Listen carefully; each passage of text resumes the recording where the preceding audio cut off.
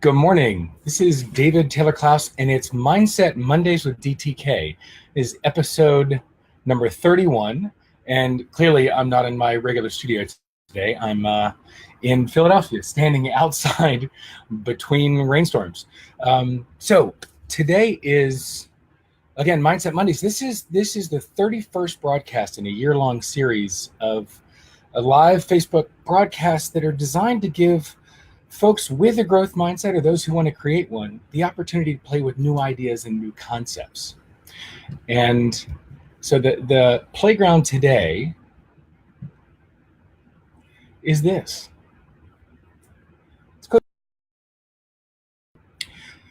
And it's your life is an occasion, rise to it.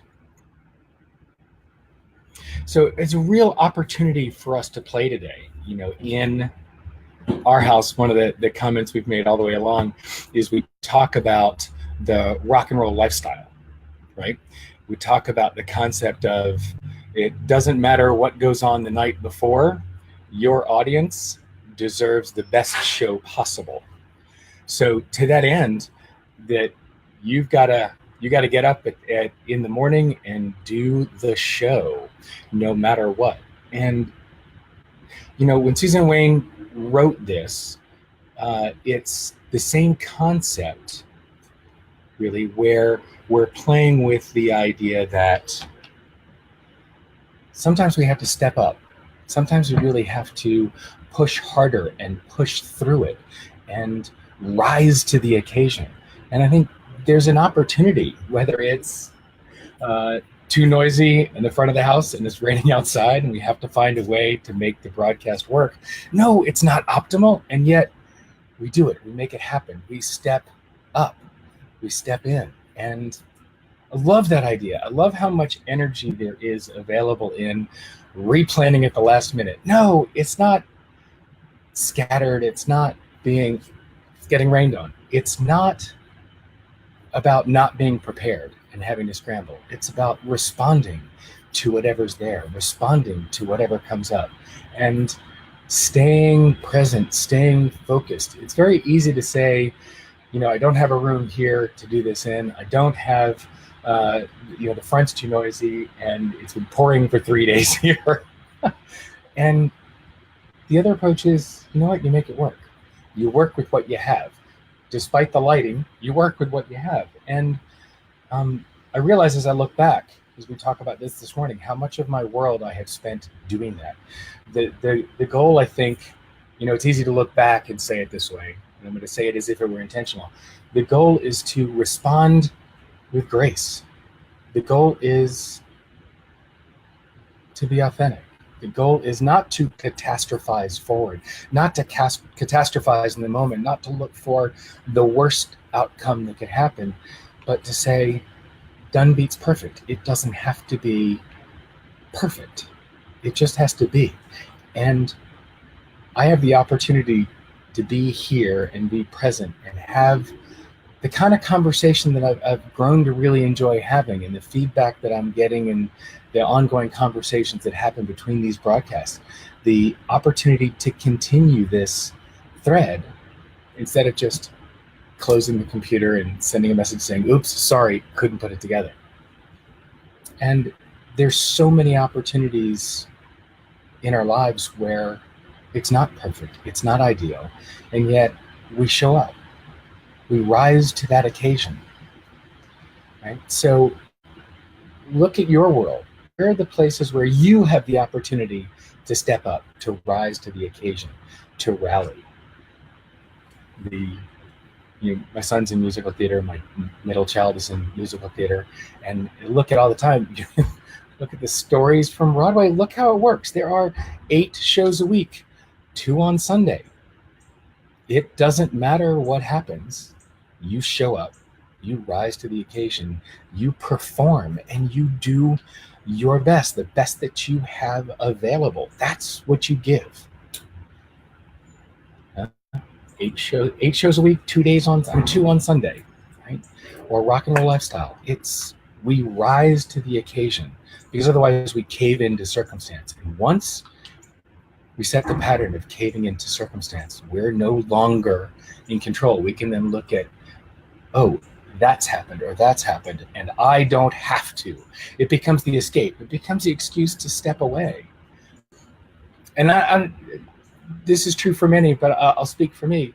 When I surrender to circumstance and step away, I then have the opportunity to flog myself forever for having caved in. It gives my saboteurs license. It gives them ammunition. And it's simple to cave in. It's simple to step back. It's simple to back off, to run away. It's harder to stand in the rain and make it happen. It's harder to push through. It's harder to rise to the occasion. And yet, our life is an occasion. It is a series of moments to which we can rise or cave into circumstance. So where are the opportunities you've had where you could choose to stay and rise to the occasion, or you've chosen to step back? No. Not where you've chosen to step back. Where are the opportunities where you could have and you chose to step forward? You chose to stay. What are those opportunities to celebrate? Where are those times that circumstances made it hard and you plowed forward anyway?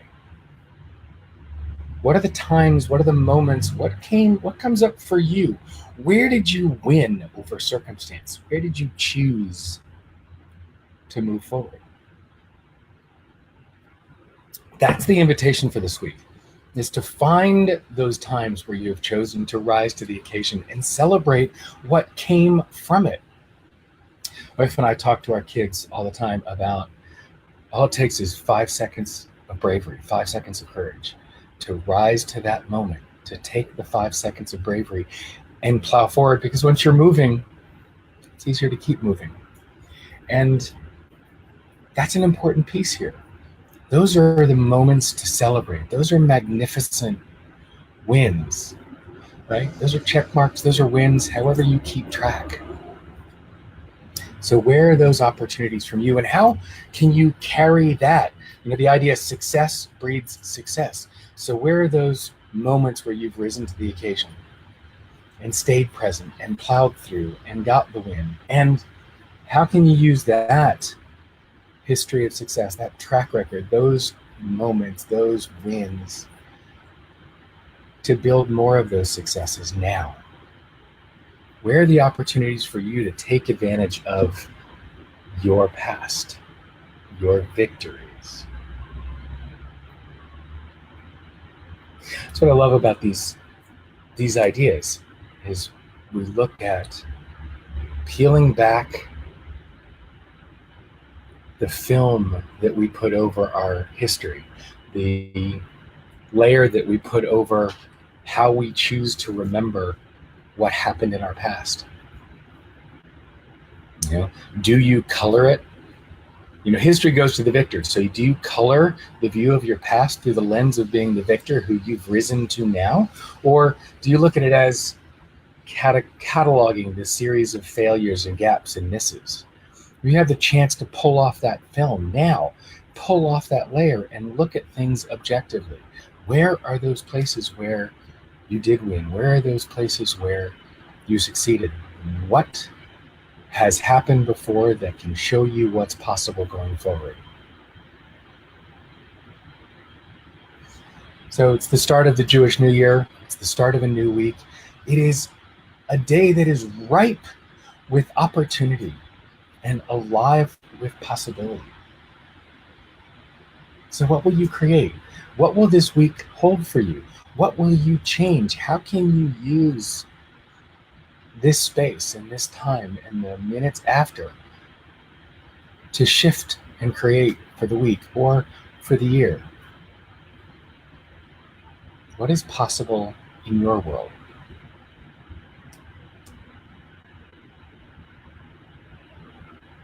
So today I'm about to take my son to go see the school where I went and let him take a college tour and an info session and see if it's somewhere that he connects to that's meaningful for him. So, yes, I'm excited. And it's not about me. Wow, would it be fascinating if this were a place that he chose to go, but only if it's something that moves him. So for me today, rising to the occasion is being present to what he wants, not what I want. Yes, would it be fabulous to have him be the fifth generation? It's crazy. The fifth generation of my family to go to the University of Pennsylvania? That would be amazing for me. But would it be for him? And so for me today, rising to the occasion is stepping back, not making it about me, letting it be about him and his experience and his exploration and unveiling and awareness of what's possible for him. So for me, rising is setting back a bit. And I love that idea that rising to the occasion, being in the moment, can look completely different for each person in each moment, each day, each time. So what is it for you today?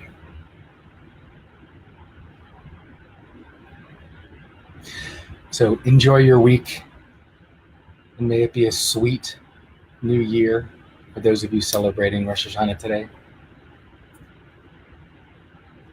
And until next week, what mindset will you choose?